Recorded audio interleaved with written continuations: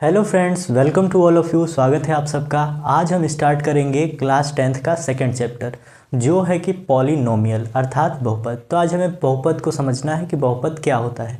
तो आइए उसको समझना स्टार्ट करते हैं। तो बहुपद को समझने के लिए आपको कुछ बेसिक चीज़ों को जानना ज़रूरी है। तो उससे के लिए आपको क्या जानना है, आपको जानना पड़ेगा चर, राशियाँ और साथ ही में अचर राशियाँ। ठीक, दो राशियों को पहले आपको समझना पड़ेगा, चर राशियाँ और अचर राशियाँ। तो चर राशि किसे कहते हैं? चर राशि का मतलब वह राशि जिसका मान बदलता रहता है। आप उसको कुछ भी लिख सकते हैं। जैसे में आ गया A, B, C, X, Y, Z, M, N, कुछ भी। जैसे आपने मैथमेटिक्स में देखा होगा कि जब आपको कोई त्रिभुज दिया गया है या कुछ भी दिया गया है, अगर उसकी वैल्यू आपको नहीं पता है, मान लेते हैं कि एक त्रिभुज है, त्रिभुज में कह दिया जाए कि इस भुजा के ए बी सी, आपको ए बी की लंबाई नहीं पता है तो आप क्या कहेंगे कि मान लेते हैं कि ए बी की लंबाई जो है वो एक्स है। एक्स नहीं माना तो आपने मान लिया कि मान लेते हैं कि ए बी की लंबाई ए है। ए नहीं है तो मान लेते हैं कि ए बी की लंबाई क्या है, मान लेते हैं कि वाई मीटर है, वाई सेंटीमीटर है, जो कुछ भी। तो इसका मतलब क्या है कि कुछ राशियां ऐसी होती है जिनके मान को हम बदलें तो उस पर कोई प्रभाव नहीं पड़ता है। तो ऐसी राशियां जिनके मान परिवर्तित करने पर कोई फर्क न पड़ता हो, उन राशियों को कहा जाता है चर राशियां। ठीक है। फिर चर को कहते हैं वेरिएबल। वेरिएबल का मतलब जो वेरी करता है, अर्थात जो परिवर्तित हो सकता है। और फिर आता है अचर राशियाँ। अचर राशि का मतलब ऐसी राशि जिसके मान को हम परिवर्तित नहीं कर सकते। जैसे अगर कह दिया जाए कि ए बी की लंबाई 3 सेंटीमीटर है, तो क्या आप कह सकते हैं कि अब ए बी की लंबाई, ए सी की लंबाई 5 सेंटीमीटर है? नहीं कह सकते। क्यों? क्योंकि अब इसके मान को आपने फिक्स कर दिया। तो वह राशियाँ जिनका मान परिवर्तित नहीं होता है उसको कहते हैं कांस्टेंट, अर्थात चर राशियाँ। तो चर का मतलब क्या, अचर का मतलब क्या हो गया? जैसे 3, 5, 7, 9, 11, कुछ भी, ये सारे क्या हैं? चर राशियाँ, अचर राशियाँ हैं। अचर राशि का मतलब जिसके मान को आप बदल नहीं सकते, और चर राशि का मतलब होता है जिसके मान को आप परिवर्तित कर सकते हैं। तो आई होप आपको चर और अचर राशियाँ समझ में आ गया होगा। उसके बाद अब आपको सीखना है बीजीय व्यंजक। बीजीय व्यंजक कि भाई बीजीय व्यंजक क्या होता है। तो बीजीय व्यंजक को सीखना है आपको। तो गणितीय संक्रियाएं, तो एक शब्द आता है गणितीय संक्रियाएं। गणितीय संक्रियाएं क्या होती हैं कि आप गणित में क्या करेंगे, दो राशियों को या तो जोड़ेंगे, या तो घटाएंगे, या तो गुणा करेंगे, या तो भाग करेंगे। तो जोड़, घटाना, गुणा, भाग, यही क्या होता है? इन्हीं को कहा जाता है गणितीय संक्रियाएं। कि दो राशियों को जोड़ रहे हैं, दो राशियों को घटा रहे हैं, या गुणा कर रहे हैं, या भाग कर रहे हैं, तो जो प्रोसेस आप अपना रहे हैं उसी को कहा जाता है गणितीय संक्रिया। ठीक है, गणितीय संक्रिया समझ में आ गया। तो बीजीय व्यंजक क्या होता है कि जब चर और अचर राशियों के बीच में गणितीय संक्रियाएं करा दी जाएं, तो जो नया प्रोडक्ट बनकर तैयार होगा, जो उत्पाद बनेगा या जो नई चीज़ बनेगी, उसको हम कहेंगे बीजीय व्यंजक। कि जब चर और अचर राशियों के मध्य 4 गणितीय संक्रियाओं में से कोई भी गणितीय संक्रिया करा देते हैं, तो जो हमें प्राप्त होता है उसे कहा जाता है बीजीय व्यंजक। जैसे आपने 3 ले लिया और x को ले लिया, तो 3 मान लेते हैं जोड़ दिया, 3 + x। आपने चर और अचर के बीच में क्या कर दिया, योग अपना लिया, तो ये क्या बन गया? अब इसे आप कहेंगे बीजीय व्यंजक। 3 और x का यदि गुणा करके आपने लिख दिया तो ये भी कहलाएगा बीजीय व्यंजक। 3 - x लिख दिया आपने तो भी कहलाएगा बीजीय व्यंजक। x/3 लिख दिया आपने तब भी कहलाएगा बीजीय व्यंजक। कि जब चर और अचर राशियों के बीच में कोई भी गणितीय संक्रिया करा दी जाती है, जोड़, घटाना, गुणा, भाग, कुछ भी, चर और अचर दोनों राशियों के बीच में, तो जो तैयार होगा उसको हम कहेंगे बीजीय व्यंजक। जैसे लिख दिया गया 5x + y + 2, तो इसका मतलब क्या है? ये भी गणितीय संक्रियाएं हैं कि 5 और x जो है इनके बीच में गुणा किया गया है, फिर इन दोनों के साथ y को जोड़ा गया है, फिर 2 को भी जोड़ा गया है। तो जब चर और अचर राशियों के मध्य गणितीय संक्रिया कराई जाती है तब हमें बीजीय व्यंजक प्राप्त होता है। ठीक, उम्मीद करते हैं कि आपको बीजीय व्यंजक समझ में आ गया होगा।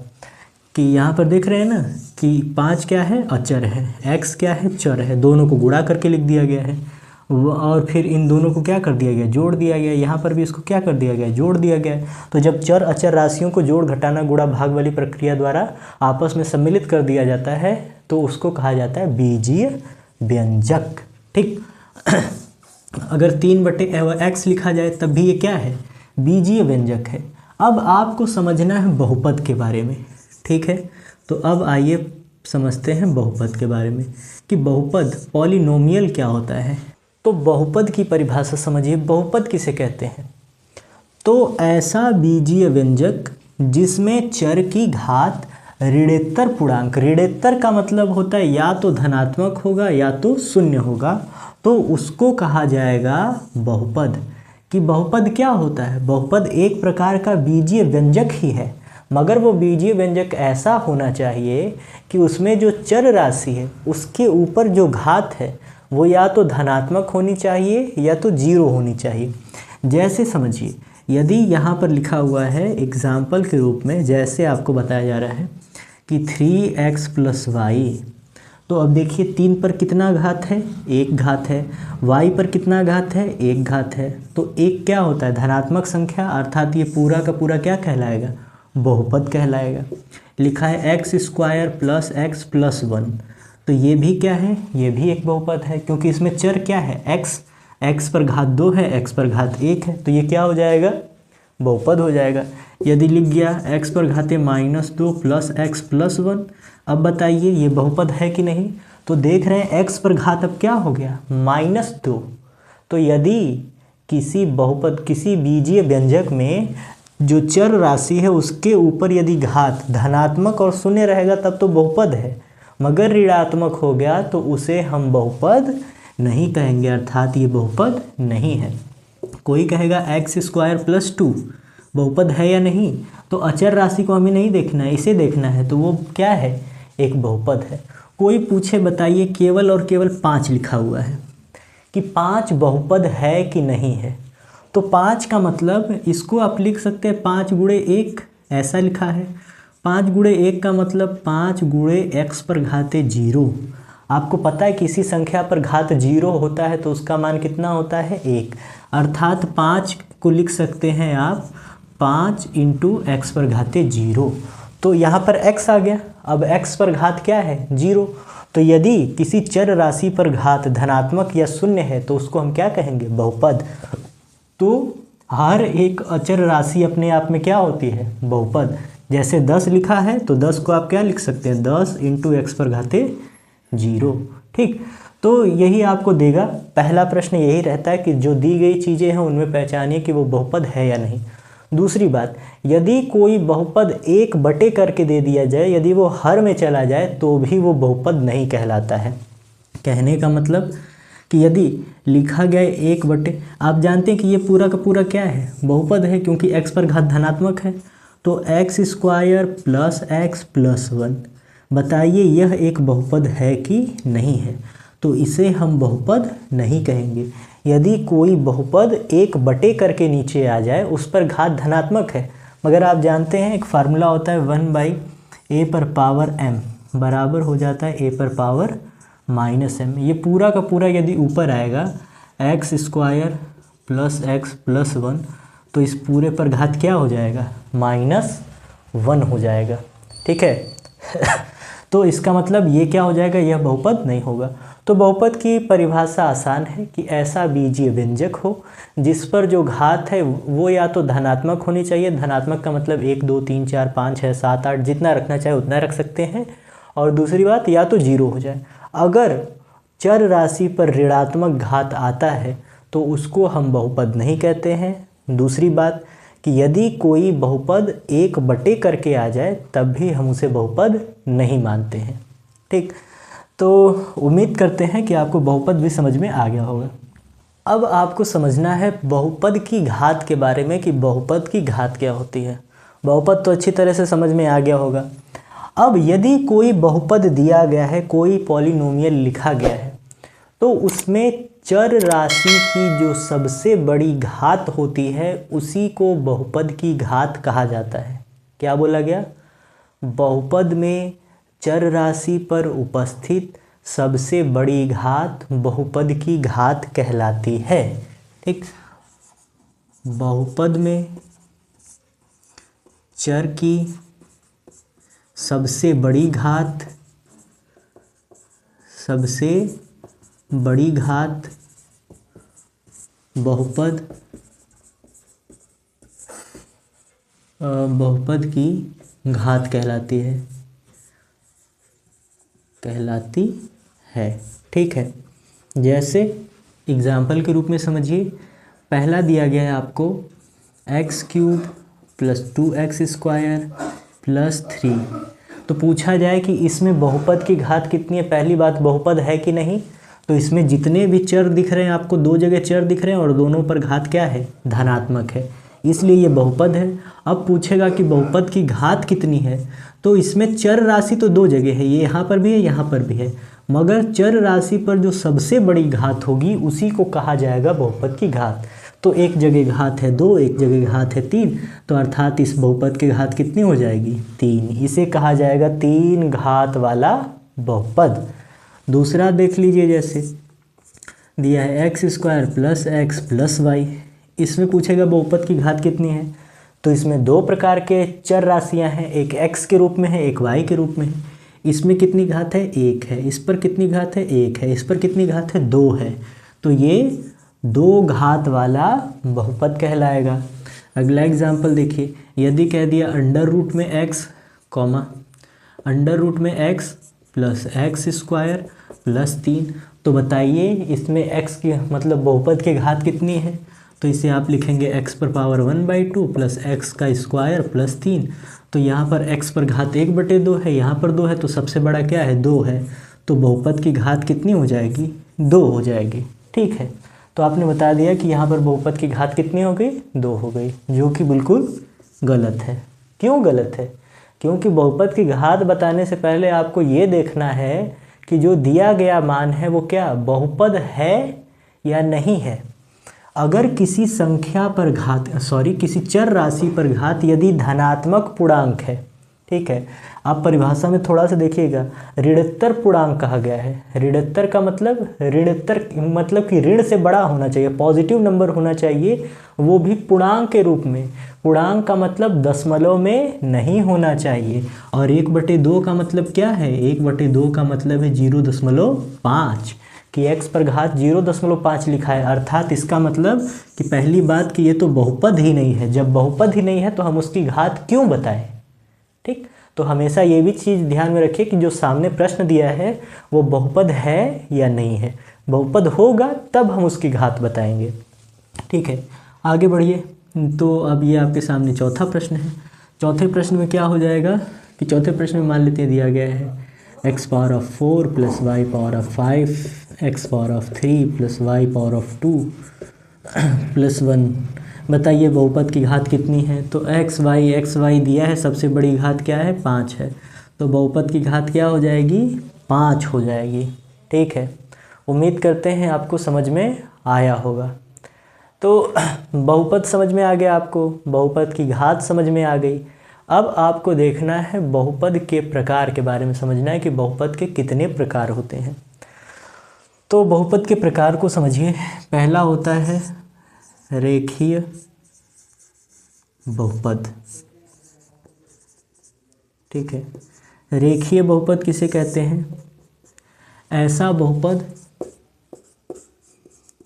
बहुपद जिसमें चर की अधिकतम घात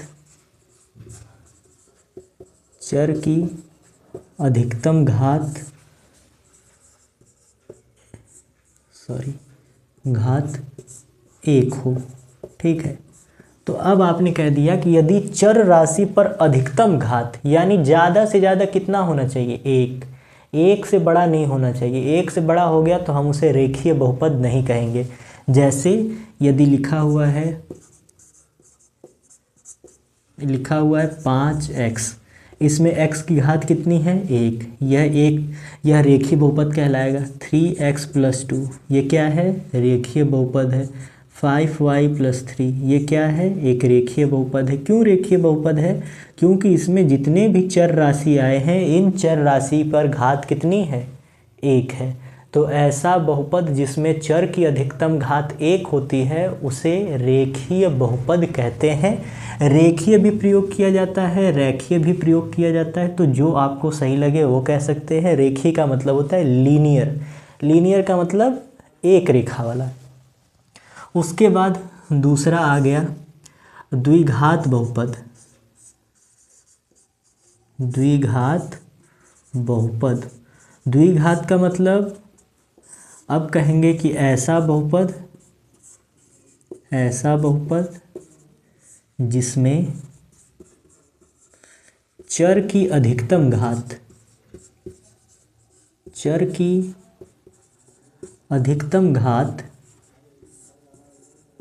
2 हो, ठीक, तो उसको हम कहेंगे द्विघात बहुपद।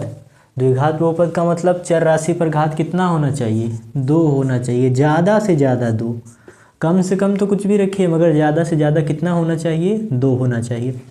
जैसे इसमें ये भी हाँ सही है वो तो, जैसे देखिए 2x² + 3x + 5 आपने लिख दिया।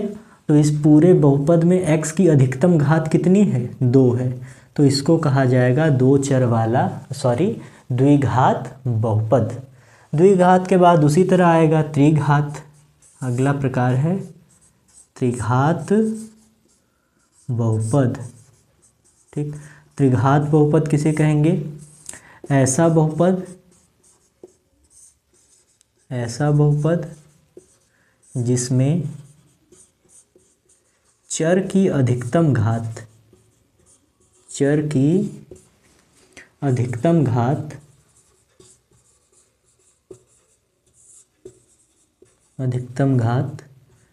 3 हो, उसे हम कहेंगे त्रिघात बहुपद, ठीक।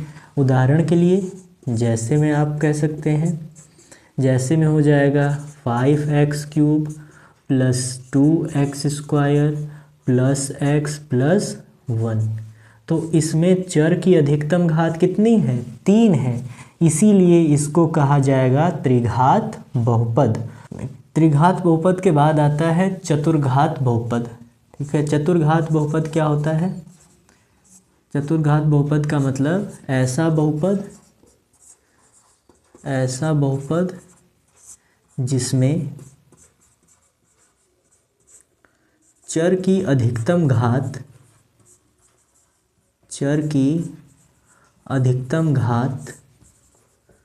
4 हो, उसे कहा जाएगा चतुर्थघात बहुपद।